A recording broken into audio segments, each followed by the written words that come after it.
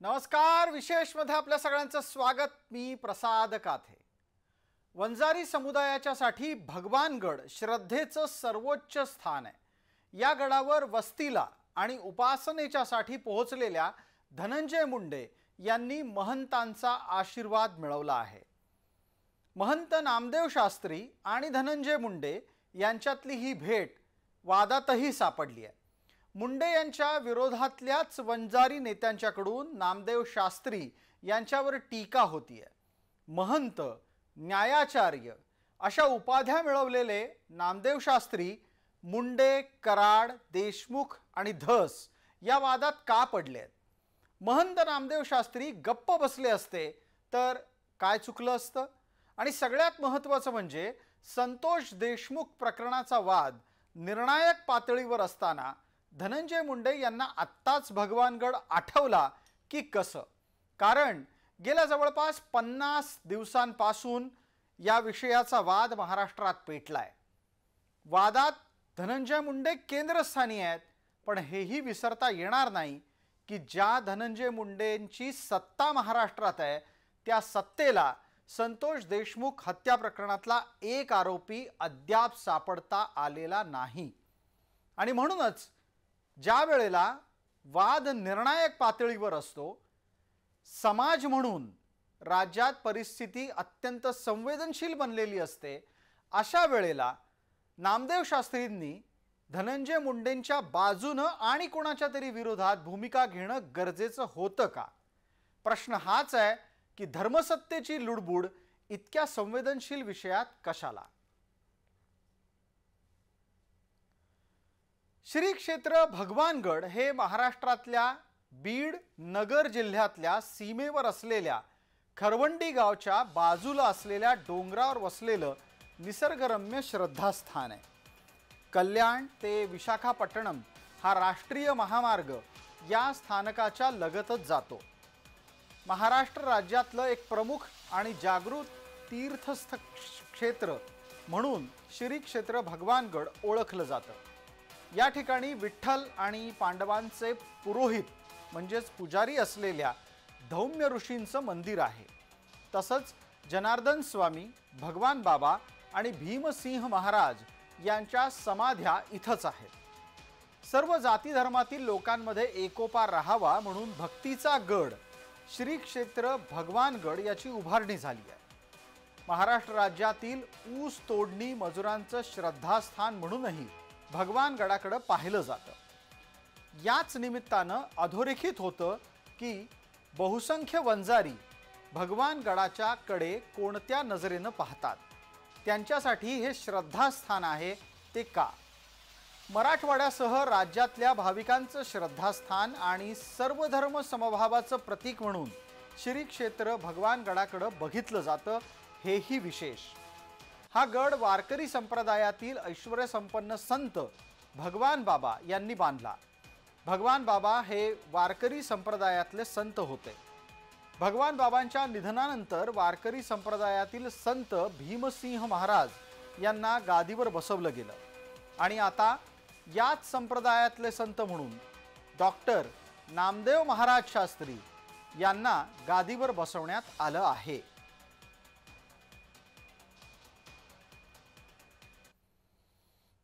आता जे आपण पाहतो आणि वाचतो त्यानुसार कोणताही संत जात पात धर्म याच्यात भेदाभेद करण्याचा सल्ला देत नाही।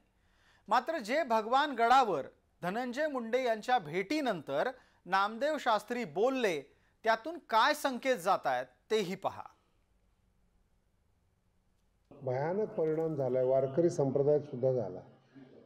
जातीवाद ज्या लोकांना माहिती नाही त्याला सुद्धा मीडियाद्वारे जातीवाद माहिती झाला।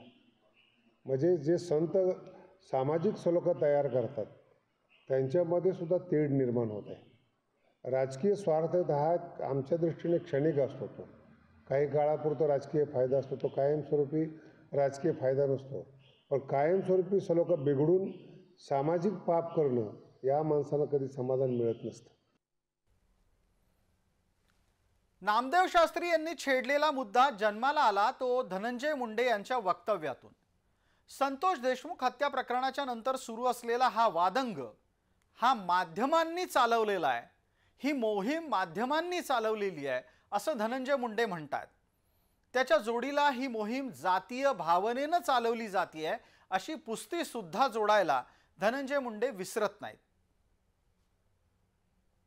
तर आज लोकच अशी चर्चा करतात किंवा असं काहीतरी आहे की या दोघांना मंत्रिपद मिळालंय त्यामुळे आता हे थोडंसं हे केलं पाहिजे।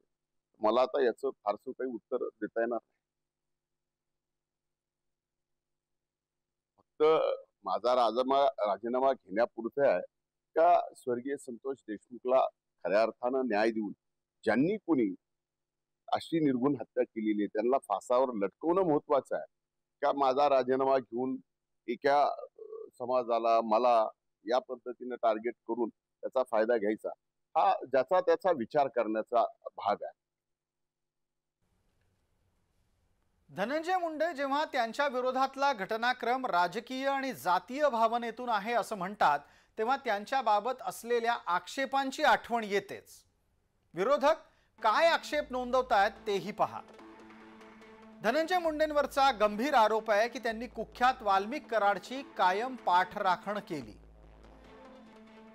बीड जिल्ह्यामध्ये कायदा सुव्यवस्था बिघडवायला धनंजय मुंडे कारणीभूत आहेत। वाल्मिक कराड सोबत त्यांचे आर्थिक हितसंबंध आहेत आणि हा विषय अधिक गंभीर बनत चाललाय।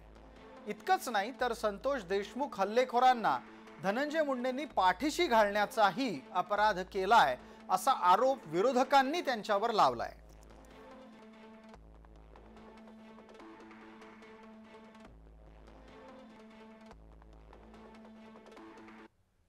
धनंजय मुंडे मात्र हे सगळे आरोप फेटाळून लावतात। यातला एकही आरोप ते कधीच मान्य करताना दिसलेले नाहीत।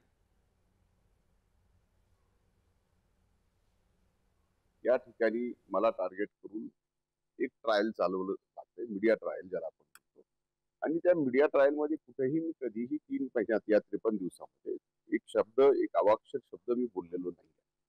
त्यामुळं संकट 53 दिवसाचं होतं। या 53 दिवसात कधीही मला इथे येता आलं त्या भावनेतून नाही, पण भावना हीच होती की आपण मंत्री झालोय आणि आतापर्यंत गडावर आलो नाही, दर्शन आपलं झालं नाही या सगळ्या व्यापामुळं, आणि आज आपण दर्शनाला मुंबईकडे जात असताना इथं मुक्काम करून जायचं। आता महायुतीतले जे कोण बोलतायत तर महायुतीतल्या त्या वरिष्ठ नेत्यांना तुम्ही हा प्रश्न विचारा, त्याचं उत्तर मी देऊ शकत नाही।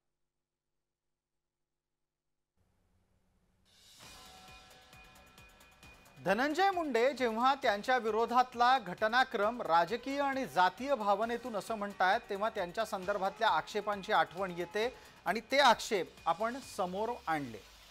मात्र दुसऱ्या बाजूला इथे एक वेगळा कळीचा मुद्दा उपस्थित होतो।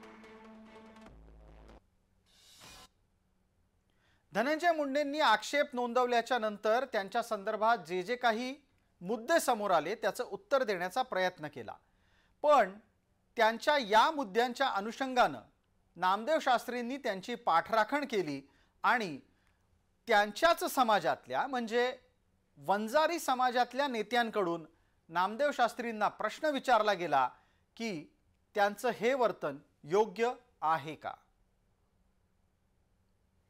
आपण कसलं समर्थन करतोय? खून कोणी केला? मी 100% सांगतो खून धनंजय मुंडेंनी केलेला नाही, पण ते निर्दोष आहेत का? नाही। ह्या गँगला पुसण्याचं मोठं करण्याचं काम, राजकीय राजाश्रय देण्याचं काम त्यांनी कळत केलंय ना। आणि एका गादीने द्वेष सूड ह्याच्या विरोधात भाष्य करायचं असतं, शांतता निर्माण होईल, प्रेमाचे संदेश द्यायचे असतात, त्यांच्याकडनं अशा कृत्याबाबत भाष्य करणं हे मला तरी पटलेलं नाही। नामदेव शास्त्रींनी घेतलेली भूमिका ही थेट धर्मसत्तेनं घेतलेली भूमिका आहे। धर्मसत्तेनं अशा वादात पडावं का हा वाद वाढतोय। वाद वाढत असतानाही धनंजय मुंडे राजीनाम्याची मागणी फेटाळून लावतात तेव्हा त्याचा अर्थ काय निघतो ते लक्षात घ्या। पहिल्यांदा तर धनंजय मुंडे स्वतःला निर्दोष समजतायत। विरोधकांच्या आरोपांच्या बाबतीत त्यांनी त्यांची भूमिका थेटपणे मांडलेली आहे। ते विरोधकांच्या आंदोलनाला महत्त्वही देत नाहीत हे त्यांच्या वक्तव्यातून सातत्यानं अधोरेखित होतं. इतकंच नाही तर धनंजय मुंडे यांची घडलेल्या घटनेबाबत म्हणजे संतोष देशमुख हत्या प्रकरणात भूमिका तटस्थ आहे, कायद्यानं सगळं काही व्हावं हे ते वारंवार सांगतात. जेव्हा मुंडे असं म्हणतात तेव्हा त्याचा एक अर्थ दुसराही निघतो की पक्ष संघटना आणि नेतृत्वाची भूमिका धनंजय मुंडे यांना महत्त्वाची वाटते. धनंजय मुंडे एक प्रकारे नेतृत्वावर सुद्धा ताज्या घटनाक्रमाच्या माध्यमातून दबाव निर्माण करतायत.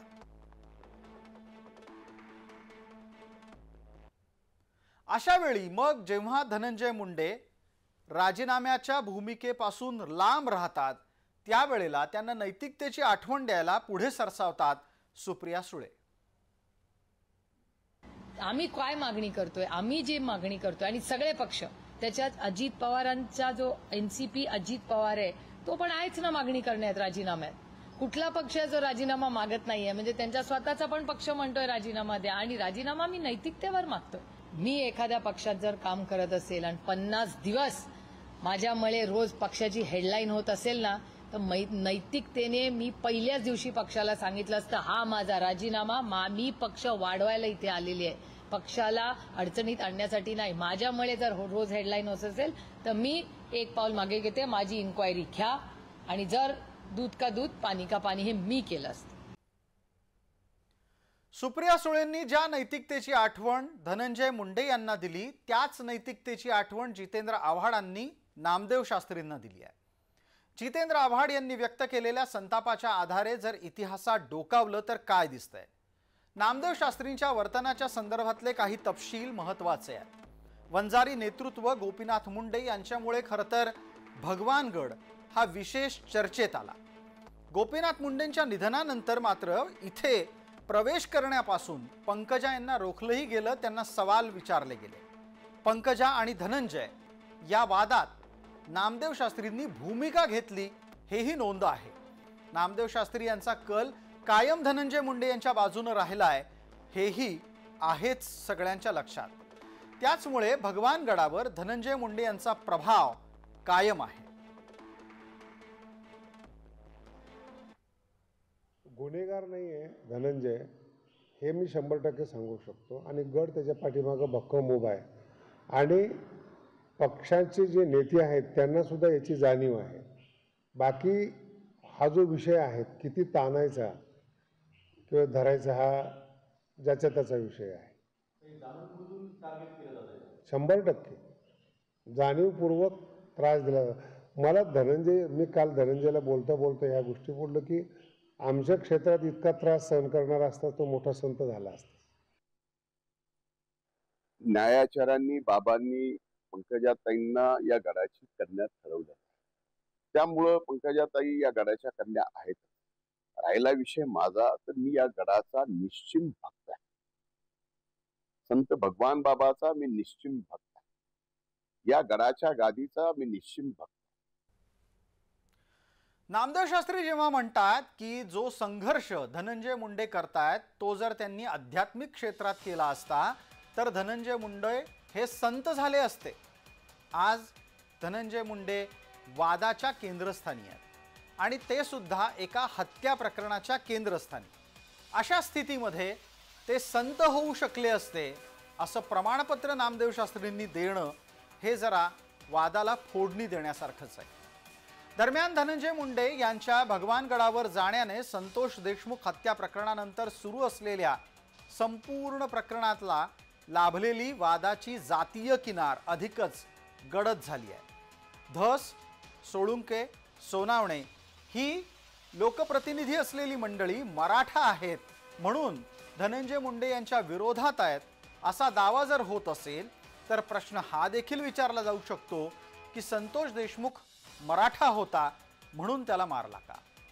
धनंजय मुंडे यांना जर होणारे आरोप जातीय वादातून होत आहेत असं वाटत असेल तर वाल्मिक कराडची गळाभेट घेताना मुंडेंना चिमुडभर तरी संकोच मनात वाटला होता की नाही? धर्मसत्ता ही राजसत्तेला मार्गदर्शन करूच शकते पण त्यासाठी राजकारण नैतिकतेचं हवं. राजकारणात जात आणि आता केंद्रस्थानी आलेली आहे हे विसरता कामा नये. तिचा वापर ढाल म्हणून करताना श्रद्धास्थानांची हेळसांड होणार नाही याची काळजी दोन्ही बाजूंनी घ्यायला हवी, राजकारण्यांनी पण आणि धर्माचार्यांनी सुद्धा। विशेषच्या या भागात तुर्तास इतकंच। आपण पाहत रहा फक्त जय महाराष्ट्र।